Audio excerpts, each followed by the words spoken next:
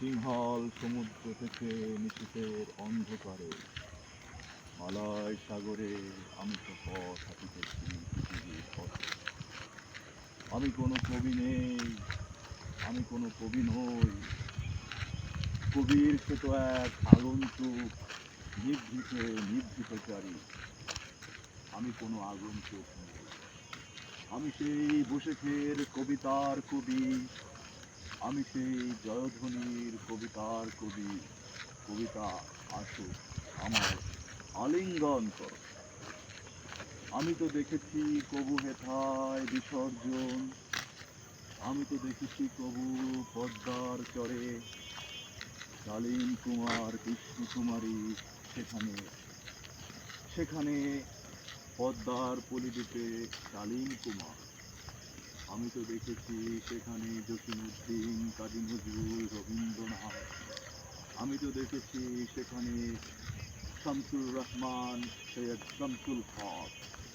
আমি তো দেখেছি সেখানে নকশিকাঁথার মাঠে, সুজন বাদিয়ার ঘাটে, এক পয়সার বাঁশের বাঁশুরি।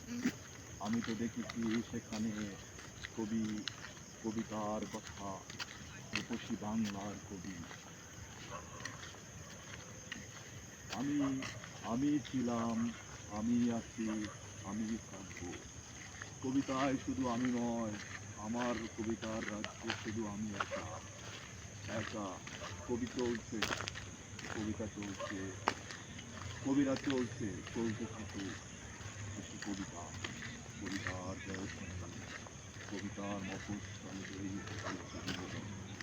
কবিতা তুমি আমায় আলিঙ্গন করো। কবিতার মনলতার বনলতায় আমি তো এক, আমি তো এক দিকশূন্যহীন পথিক, এক ভাড়াক্রান্ত। আমি সেই হযবরল সাহিত্য, সাহিত্যের জয়ধ্বনিতে আমি চলেছি সাপদের কোলাহলে। আমি নই, নই কোনো আগন্তুক। আমি ছিলাম, ছিলাম, ছিলাম একজন কবি।